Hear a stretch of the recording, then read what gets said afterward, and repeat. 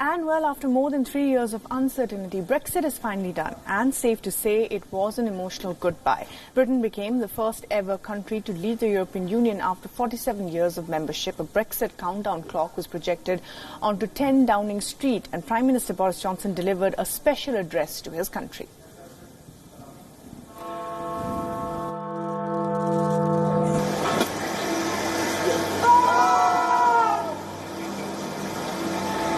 This is the moment when the dawn breaks and the curtain goes up on a new act in our great national drama. And yes, it's partly about using these new powers, this recaptured sovereignty, to deliver the changes people voted for, whether that is by controlling immigration or creating free ports or liberating our fishing industry or doing free trade deals or simply making our laws and rules for the benefit of the people of this country.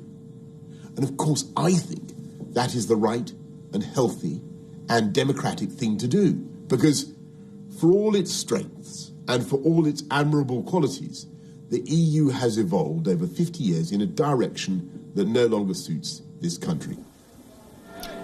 Well, many Brexiteers, chief among them Nigel Farage, welcomed Brexit with champagne and fireworks.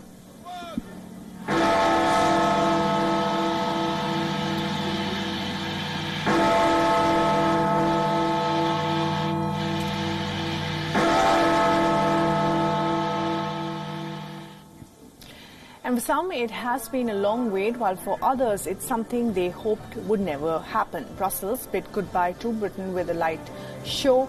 The Mayor of Brussels made special arrangements celebrating the UK-EU relationship.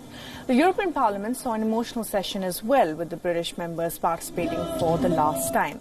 Lawmakers from across the EU's 27 remaining member states bid goodbye to their British colleagues. Right after the session, a number of members, former members and campaigners joined a small ceremony held outside the European Parliament.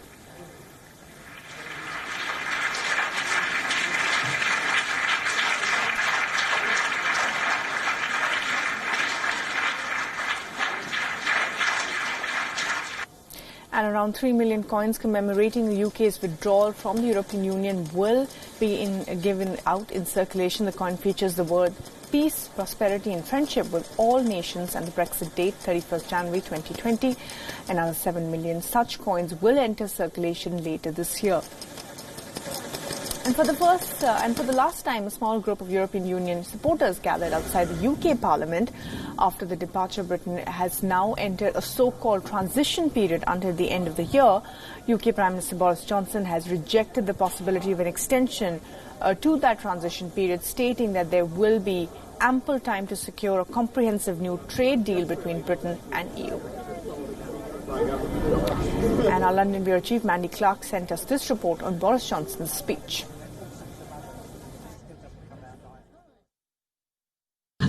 But Boris Johnson certainly kept a very level message, not being too triumphant about today, but certainly he looked hopeful on the way ahead.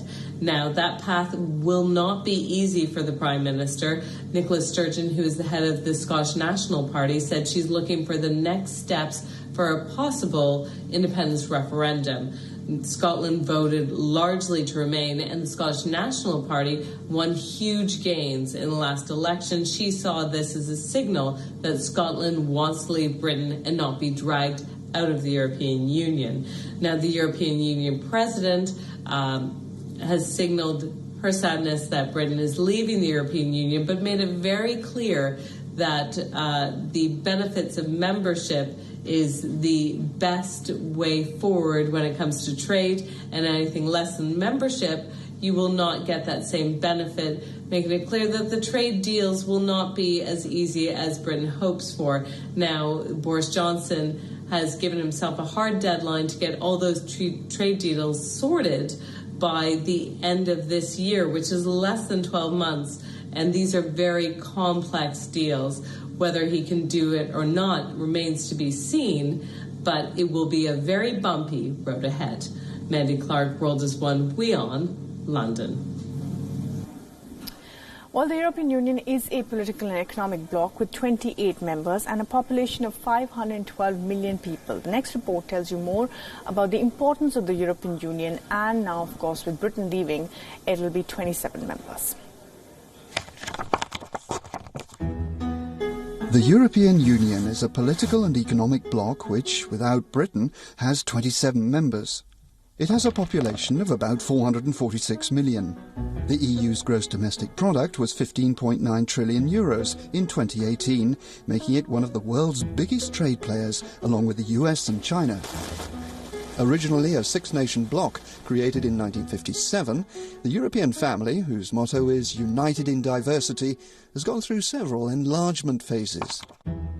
To join, candidates must prove they're committed to respecting and promoting key values like democracy, human rights and a functioning market economy.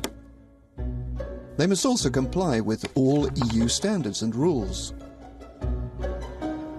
Any bid to join the EU must have the backing of the nation concerned, either through a parliamentary vote or a national referendum. Membership is granted when all EU institutions and member states have given their consent. There are currently 5 official candidate countries: the Republic of North Macedonia, Montenegro, Serbia, Albania and Turkey. And there are 2 potential candidates, Bosnia and Herzegovina and Kosovo. The EU has a flag, 12 golden stars in a blue background, and an anthem, Beethoven's Ode to Joy.